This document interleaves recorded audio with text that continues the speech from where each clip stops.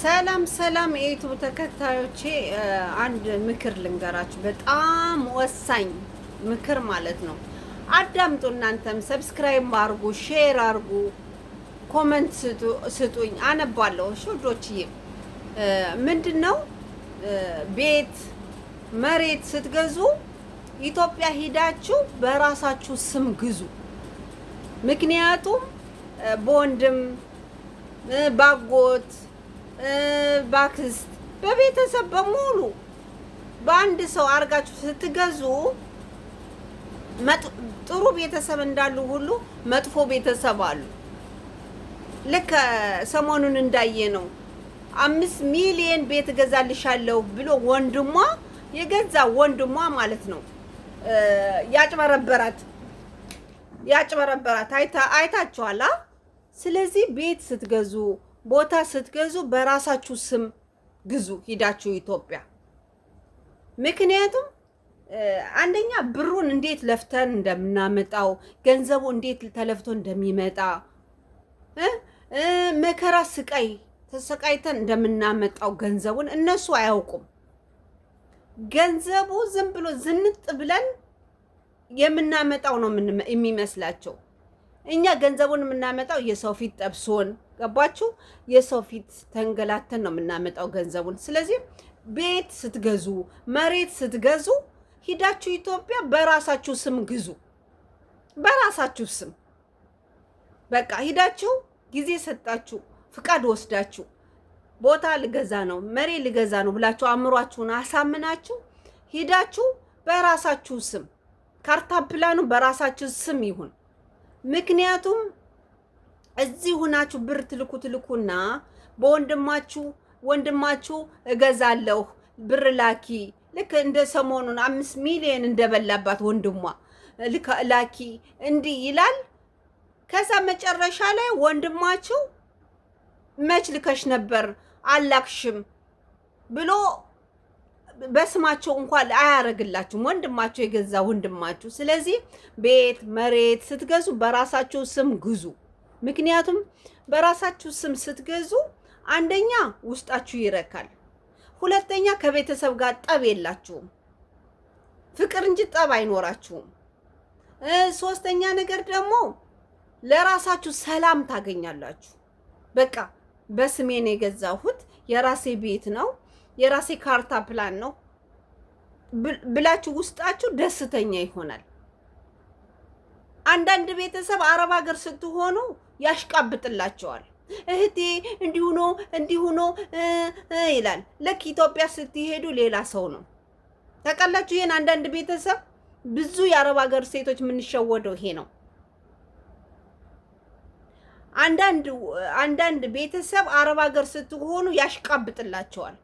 በቃ መቼ ነው እንዲሁ ነው በቃ እናንተን በቃ ምን ብዬ ልንገራችሁ።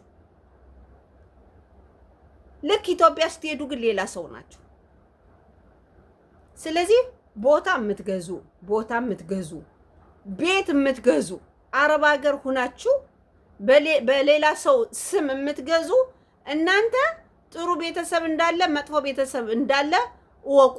ምክንያቱም ሰሞኑን 5 ሚሊዮን የበላት ወንድሟ እዚህ ሁና ነው፣ ሳውዲ አረቢያ ሁና ነው ላኪ፣ እሺ ቤቱ ተገኝቷል ቶሎ በይ ላኪ ቶሎ በይ እያለ 5 ሚሊዮን ከወሰደ በኋላ ጠፋ ልጁ። ስደውልለት ስልክ አያነሳም፣ ስደውልለት መልስ የለውም። እንግዲህ ቤት ይገዛልኛል ወንድሜ የእናቴ ልጅ አለችው ማለት ነው። እናንተ በእውነት ነው የምነግራችሁ። እዮሃ ሚዲያ ብትሄዱና ብታዩ እኮ ተአምር ነው የምትሰሙት። ለካ እንዲህም ቤተሰብ አለ ወይ፣ ለካ እንዲህ አይነት ዘመድ አለ ወይ፣ ለካ እንዲህ አይነት ወገን አለ ወይ ነው እኮ የምትሉ። የገዛ የእናቷ ልጅ ቦታ እገዛልሻለሁ መሬት እገዛልሻለሁ ላኪ ብሎ ስንት ዓመት የለፋችበትን ብር አሁን ቤቱ ተገኝቷል፣ አሁን መሬቱ ተገኝቷል ብሎ ማለት ነው 5 ቢሊዮን ያጭበርብሮ ይዞባት የጠፋ ወንድሟ የእናቷ ልጅ። ስለዚህ ይደርሳል፣ ቤቱም ይደርሳል፣ ቦታውም ይደርሳል፣ ሁሉ ነገር ይደርሳል። አገራችሁ ስትሄዱ ሁሉ ነገር ይደርሳል። እንደው እውነቴን ነው የምናያችሁ። ብራችሁን በራሳችሁ ስም ከታችሁ በራሳችሁ አካውንት ከታችሁ ሂዳችሁ ኢትዮጵያ ለ2 ወር ቁጭ ብትሉ እንደ ብርሃን ነው ሁሉ ነገር የሚታይላችሁ። በእውነት ነው የምነግራችሁ። እዚህ ሆናችሁ ግን እሱም እዛ ሆኖ እሺ በይ የእናቴ ልጅ ታሎ በይ እንዲህ በይ ይላል። ግን ውሸት ነው። በብዛት እዮሃ ሚዲያ ላይ የሚመጡ አረብ ሀገር የቆዩ ልጆች ናቸው። የተበሉ 26 ዓመት እድሜያቸውን የጨረሱ 5 ሚሊዮን የተበሉ በቤተሰብ። ስለዚህ ብራችሁን ይዛችሁ ወደ ሀገራችሁ ገብታችሁ ቦታም ገዛችሁ፣ መሬትም ገዛችሁ፣ ንግድም ጀመራችሁ፣ ወለዳችሁም አገባችሁ፣ ብራችሁን ይዛችሁ በቡካችሁ ራሳችሁ ግዙ፣ ራሳችሁ ወስኑ ቤታችሁን፣ ኑሯችሁን። የአረብ ሀገር ሴቶች ሰው አይወስንላችሁ። አንዳንድ ቤተሰብ ጭራሽ እናንተ እንደው በቃ እኔ ሸምጥጣችሁ ብር የምታመጡ የሚመስሏቸው አለ። በእውነት ነው የምነግራችሁ። እኔ ልንገራችሁ፣ እኔ የገጠመኝን የራሴን ነው የምነግራችሁ። እኔም 2014 ከዱባይ ሄድኩኝ። ከዱባይ ሄድኩና አንዳንድ እቃ ይዤ ነው ሄድኩኝ። እኔ እንደ ቫኪዩም ማሽን፣ የቤት ማጽጃ፣ በቃ ምን ብዬ እቃ ይዤ ነው ከካርጎ ከቀረጽ ነፃ ይዤ ስለሄድኩኝ ብዙ እቃ ነው ይዤ ሄድኩኝ። እና እኔ በቃ ምን ያደርግልኛል ተመልሼ ነው የሚሄድ ብዬ እቃውን ለመሸጥ በቃ ግዙኝ ማለት ጀመርኩኝ ማለት ነው።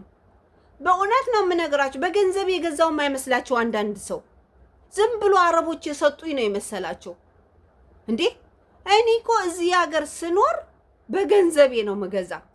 አንድ ነገር ስገዛ በገንዘብ ነው ምገዛ።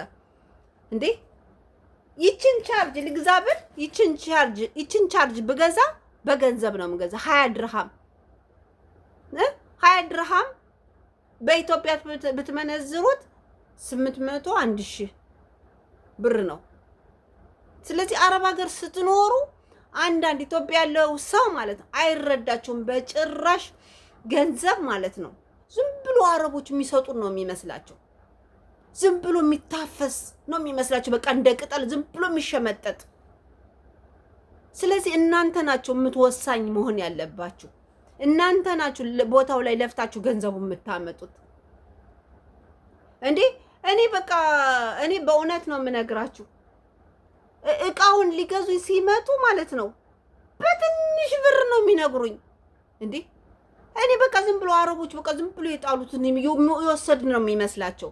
ስለዚህ ውዶችዬ እናንተ ራሳችሁ ብራችሁን በቦካችሁ አርጋችሁ መሬት የምትገዙ ከሆነም ቦታ የምትገዙ ከሆነም የሆነ ሱፐር ማርኬት የምትከፍቱም ከሆነ ትዳርም የምትመሰርቱ ከሆነ ሁሉን ነገር እናንተ አገራችሁ ላይ ሄዳችሁ እንደ 2 ወር ብትቀመጡ ኢትዮጵያ ሁሉ ነገር ብርሃን ነው የሚሆንላችሁ። እንዲያርጉልኝ፣ እንዲግዙልኝ፣ እንዲሆኑልኝ አትበሉ እዚህ ሆናችሁ። ምክንያቱም ጥሩ ቤተሰብ እንዳለ መጥፎ ቤተሰብም አለ። ይኸው የገንዛ ወንድሟ ነው 5 ሚሊዮን ቤት ገዛልሻለሁ ብሎ ይዞ ዱካው ጠፋ። በቃ ብደውልለት አያነሳም። በቃ ጠፍቷል። እሷ ሲጨንቃት እዮሃ ሜዳ ላይ መጣ ተናገረች። ስለዚህ ይሄ ሁሉ ችግር የማን ነው? የኛ የራሳችን። በቃ የኛ የራሳችን በጣም ችግር አለብን። ምክንያቱም አንዳንድ ቤተሰብ አረብ ሀገር ሆነን ስለሚያሽቃብጡልን እውነት ይመስለናል። ኢትዮጵያ ስትሄዱ ግን ይሄ ህይወት አይደለም። 10 ብትረዷቸው፣ 10 ብትልኩላቸው፣ 10 ብታበሏቸው ያው ናቸው አንዳንድ ቤተሰብ። ገባችሁ? ስለዚህ ብራችሁን ይዛችሁ በአካውንታችሁ ራሳችሁ በራሳችሁ ስም ቦታችሁን ግዙ፣ በራሳችሁ ስም ቤት ግዙ፣ በራሳችሁ ስም ሱፐርማርኬት ክፈቱ፣ ራሳችሁ ወስናችሁ ትዳራችሁ ምሩ፣ ሰው እንትን እንዳይላችሁ። ስለዚህ ራሳችሁ ወሳኝ ሁኑ። በቃ ብራችሁን በቡካችሁ አድርጉ። ልክ እዚህ አረብ ሀገር እንዳላችሁ በቃ እዚህ ያሽቃብጡላችኋል። ለኢትዮጵያ ስትሄዱ ግን ሌላ ነው ነገሩ፣ ሌላ ህይወት ነው። ብር እኔ ልንገራችሁ፣ እዚህ ሆናችሁ 30,000 20,000 50,000 የላካችሁለት ሰው ኢትዮጵያ ሂዳችሁ ግን ስትቸገሩ 1,000 ብርም ይጠፋል። 1,000 ብር በእውነት እውነቴን ነው። ስለዚህ ብራችሁን በስማችሁ አድርጋችሁ ጥንቃቄ አድርጋችሁ ህይወታችሁን ምሩ። አረብ ሀገር ያላችሁ ነው የምናገር። ስለዚህ ውዶችዬ ተማሩ። አንዳንድ ዮሃ ሚዲያ እየሄዳችሁ ብታዩ ለካ እንዲህ ያለ እንዴ ይሄ ሁሉ ነው እንዴ ትላላችሁ። ስለዚህ ብራችሁን ያዙ። እናንተ ቤትም ገዛችሁ ቦታም ገዛችሁ፣ ቤትም ስትገዙ በእናንተ ስም ግዙ፣ ቦታም በእናንተ ስም ግዙ። በስማችሁ ካርታ ፕላኑ በራሳችሁ ስም መሆን አለበት። በቃ ወደዳችሁም ጠላችሁም። ስለዚህ የዛሬ መልእክቴ ቦታ ስትገዙ፣ መሬት ስትገዙ ሂዳችሁ ኢትዮጵያ በራሳችሁ ስም በራሳችሁ ካርታ ፕላን ግዙ። በሰው ትገዙና ወንድሜ ብሬን በልቶ አንዳንዶቹ ታንቀው ይሞታሉ። እዛው አንዳንዶቹ ታንቀው ይሞታሉ። እኛ ሀገር አሁን የሞተች አለች፣ ታንቃ የሞተች ከዱባይ ሄደች፣ ወንድሟ ቤቷን ሰራ ካደ፣ እሷ ታንቃ ሞተች። ስለዚህ የሁሉ ምንድነው? ራሳችሁ ጥንቃቄ ስለማታረጉ፣ ብራችሁን ስለማትይዙ፣ ብራችሁን በስማችሁ አርጋችሁ ሄዳችሁ ስለማትገዙ ነው። ስለዚህ ብራችሁን በስማችሁ ይዛችሁ ሄዳችሁ ቦታም ገዛችሁ መሬትም ገዛችሁ እንደፈለጋችሁ ራሳችሁ ማድረግ ትችላላችሁ። አረብ ሀገር ስትፈልጉ እኮ አንዳንድ ቤት የ2 ወር ፍቃድ ይሰጧችኋል፣ የ1 ወር ፍቃድ ይሰጧችኋል። ብር ካለኝ ደግሞ ባልመለስስ ለተወሰነ ጊዜ መኖር እችላለሁ፣ እመጣለሁ ሌላ ሀገር ከፈለኩት። እኔ ምንም የሚያስጨንቀኝ ነገር የለም። ስለዚህ ወሳኝ ሰው ሁኑ፣ ወስኑ። አመሰግናለሁ።